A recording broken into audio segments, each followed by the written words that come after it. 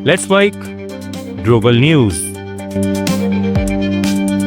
Indonesia के पूर्वी हिस्से में सुबह 7.7 तीव्रता का शक्तिशाली भूकंप आया, जिसमें कम से कम 20 लोगों की मौत हो गई। फ्लोरेंस द्वीप के पास समुद्र में केंद्रित इस भूकंप से मौमेरे बंदरगाह शहर में कई इमारतें ढह गईं और मलबे में लोग फंसे रहे। सुनामी की चेतावनी जारी की गई थी, लेकिन 1 मीटर से कम ऊंचाई की लहरें आने के बाद 3 घंटे में हटा ली गई। कई इलाकों में बिजली कट गई, भूस्खलन से रास्ते बंद हो गए और करीब 2000 लोग सुरक्षित स्थानों पर पहुंचे। इलाके में बाद में झटकों का डर बना हुआ है और बचाव दल क्षतिग्रस्त क्षेत्रों में काम जारी रखे हुए हैं। Indonesia Prashant ring of fire पर होने के कारण भूकंप के प्रति संवेदनशील है। पश्चिम एशिया में अमेरिका ईरान संघर्ष के बीच होर्मुज में तनाव चरम पर है। अमेरिकी राष्ट्रपति डोनाल्ड ट्रंप ने न्यूयॉर्क में कहा कि ईरान को पूरी तरह हराने के बाद वे जल्द ही होर्मुज को अमेरिका का क्षेत्र घोषित कर देंगे। अभी भी अमेरिकी नाकाबंदी के कारण कोई जहाज उनकी अनुमति के बिना नहीं गुजर सकता। उन्होंने अमेरिकियों से कहा कि पेट्रोल की ऊंची कीमतें ईरान को परमाणु हथियार बनाने से रोकने की कीमत है। वहीं ईरान के उप विदेश मंत्री काजिम गरीब आबादी ने साफ जवाब दिया कि होर्मुज हमेशा ईरानी रहा है और रहेगा और केवल ईरान के आदेश पर ही खुलेगा या बंद होगा। इसे ट्वीट, विमान वाहक पोत या भाषणों से नहीं हथियाया जा सकता और जब तक अमेरिका हार स्वीकार नहीं करता, नाकाबंदी जारी रहेगी। इस बीच शाम को होर्मुज में यूएई की तेल कंपनी एडनॉक के जहाज पर हमला हुआ और एक अन्य बल्क कैरियर भी निशाना बना, जिससे शिपिंग लगभग ठप पड़ गई है। युद्ध से पहले दुनिया का करीब 20% तेल यहां से गुजरता था। अब यातायात बेहद कम है और तेल की कीमतें बढ़ रही हैं। ईरान के विदेश मंत्री अब्बास अरागची ने कहा कि अमेरिका से बातचीत का कोई फैसला नहीं हुआ है।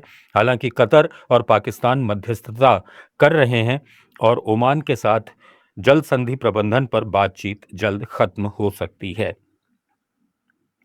दक्षिण कोरिया के राष्ट्रपति ली जे म्यूंग ने कहा है कि उत्तर कोरिया के साथ तनाव नियंत्रित करने के लिए ठोस तंत्र बनाने की जरूरत है।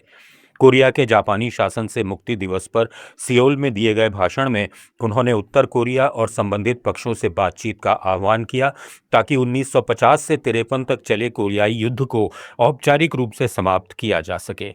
ये युद्ध अभी सिर्फ युद्ध विराम समझौते पर टिका है, शांति संधि नहीं हुई है। ली ने अस्थिर युद्ध विराम व्यवस्था को शांति व्यवस्था में बदलने और उत्तर कोरिया की परमाणु क्षमताओं को नियंत्रित करने के उपायों पर चर्चा करने की बात कही। उन्होंने शांतिपूर्ण सह अस्तित्व और तनाव कम करने के लिए निरंतर कदम उठाने का वादा किया। ताइवान की विपक्षी पार्टियों के नियंत्रण वाली संसद ने आखिरकार इस साल का सरकारी बजट मंजूर कर लिया। लंबे विवाद के बाद ये बजट रिकॉर्ड देरी से पास हुआ।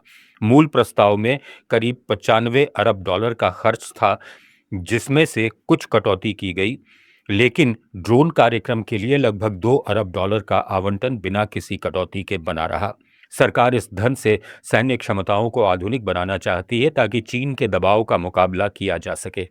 राष्ट्रपति लाई चिंग ते ने कहा कि बजट की समीक्षा पेशेवर और तर्कसंगत तरीके से होनी चाहिए। स्पेन ने अपने उत्तर अफ्रीकी इलाके सेउता में सुरक्षा बढ़ा दी है। सोशल मीडिया पर फिर से बड़े पैमाने पर सीमा पार करने की अपीलें और खबरें फैल रही हैं।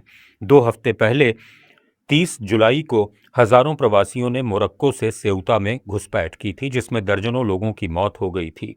स्पेन ने समुद्री बाधा लगाई है और अतिरिक्त पुलिस भेजी है। मोरक्को भी सीमा पर नजर रख रहा है और चेतावनी दे रहा है। शहर में अभी शांति है, लेकिन प्रशासन किसी नई घटना को रोकने के लिए तैयार है।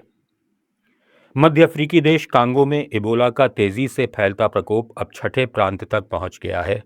बांसुएले प्रांत में एक व्यक्ति की मौत हुई है, जो हाउत उएले से वहां आया था। अब तक 4,500 से ज्यादा मामले और 2,100 से ज्यादा मौतें दर्ज हो चुकी हैं। विश्व स्वास्थ्य संगठन का कहना है कि मौजूदा रफ्तार से ये प्रकोप इतिहास का सबसे घातक इबोला प्रकोप बन सकता है। इस दुर्लभ स्ट्रेन के लिए अभी तक कोई स्वीकृत वैक्सीन या इलाज उपलब्ध नहीं है। ग्लोबल न्यूज में फिलहाल इतना ही। बने रहिए लेट्स माइक के साथ। आप सुन रहे थे let's mic more than radio. Follow कीजिए हमें हमारे सोशल मीडिया प्लेटफॉर्म्स